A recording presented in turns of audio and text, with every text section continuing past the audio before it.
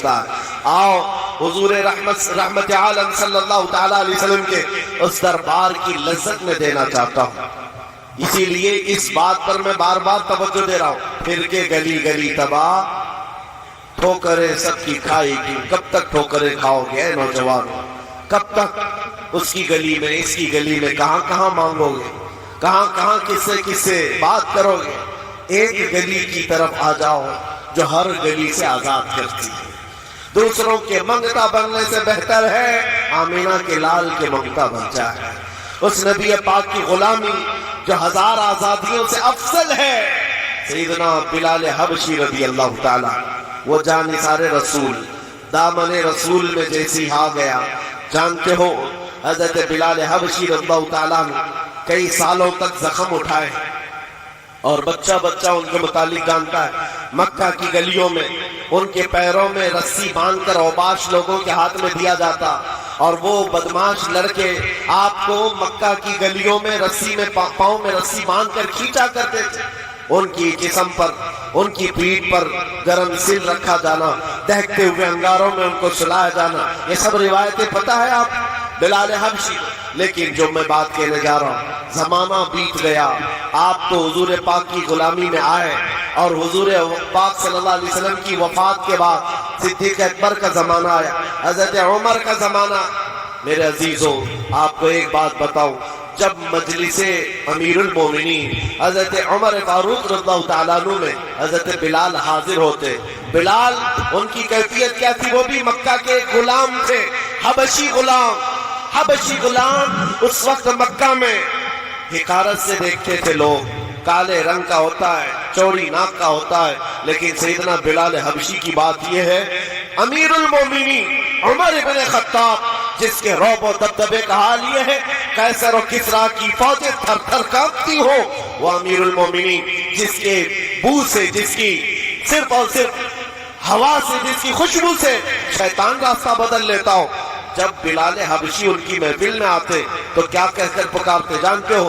یا سیدنا بلال، یا سیدنا بلال، اے ہمارے آقا بلال آئیے، اے ہمارے آقا بلال آئیے۔ حضرت بلال کہتے، حضور یہ آپ کی زبان سے اچھا نہیں لگتا، میں غلام ہوں، مجھے غلام کہہ کر پکارے، آپ سیدنا کہتے۔ کون کہہ رہا ہے سیدنا؟ عمر ابن خطاب۔ کس کو کہہ رہے؟ بلال حبشی کو۔ سیدنا بلال آئیے۔ حضرت بلال جب کہتے امیر المومنین آپ یہ نہ کہیں سیدنا، مجھ کو غلام کہہ کر پکارے، حضرت عمر کیا کہتے تھے؟ آئیے آپ کو میں بتاؤں کیوں سیدنا بلال کہہ کر پکارتا ہوں۔ آپ اپنا جبہ اٹھائیں، جب وہ جبہ اٹھاتے ان کی پیٹھ پر جو داغے ہوئے نشان تھے، حضرت عمر اس کو بوسہ لیتے تھے اور چومتے تھے اور کہتے اے بلال، جو رسول اللہ کی محبت میں زخم تم نے کھائے وہ زخم ہم نے نہیں کھائے ہیں، جس کو ہو درد کا مزہ نازے دوا اٹھائے کیوں۔ عزیزان گرامی اوقار، مقام و مرتبے میں وہی بلند تھا جو دربار رسالت معاب کا اور اس گلی کا گدھا بن کر کے پوری زندگی گزارتا رہا۔ ایک دو نہیں، کئی مثالیں آپ کو میں بتاؤں۔ ایک صحابی ہیں مصعب بن عمیر، یہ رسول پاک صلی اللہ تعالیٰ علیہ وسلم کے ایمبیسڈر کہلاتے تھے، ترجمان رسول تھے، سفیر رسول تھے۔ ان کی کیفیت کیا ہے؟ اللہ اکبر۔ تاریخ میں لکھا ہے یہ 27 سال کے کڑیل جوان اور مکہ میں ایسے لباس پہنتے تھے کہ ریشم کا لباس ان کا لباس مشہور تھا، اور مکہ کی گلیوں میں جب گھومتے تھے ان کا عطر جو لگاتے پوری گلیوں میں خوشبو آتی، مہنگا لباس پہنتے، مہنگا عطر استعمال کرتے۔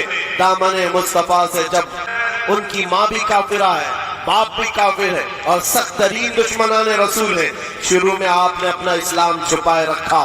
چند دنوں کے بعد ایک دن عثمان بن طلحہ نے دیکھ لیا جو قریب بازار کعبہ تھے، جا کر ان کی ماں سے کہا تو کیا گھر پر بیٹھی رہتی ہے، تیرا بیٹا تو محمد کے دین کو اختیار کر چکا ہے۔ ماں کو اتنا برا لگا یہ جملہ۔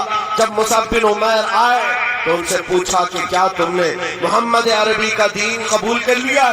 آپ نے برجستہ کہا ہاں، اس رسول پاک صلی اللہ علیہ وسلم کے دین میں داخل ہوا جو بندوں کی عبادت سے نکال کر خالق کی عبادت کی طرف لے جاتا ہے۔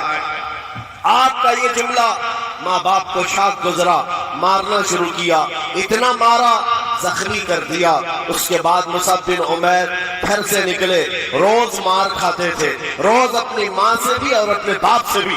اور رسول میں جب آتے تو زخمی حالت میں آتے، کپڑے بھی ان کے زخموں سے پھٹے ہوئے ہوتے۔ حضور پاک صلی اللہ علیہ وسلم نے فرمایا مصعب تم یہاں سے حبشہ چلے جاؤ، حبشہ ہجرت کر کے چلے جاؤ۔ ماں باپ وطن سب چھوڑ کر حبشہ کی طرف چلے گئے، چند مہینے وہاں رکے، واپس آئے، پھر دوبارہ حبشہ کی ہجرت کیا۔ نبی کریم صلی اللہ تعالیٰ علیہ وسلم کا یہ جانسا ہجرت پر ہجرت کرتا رہا۔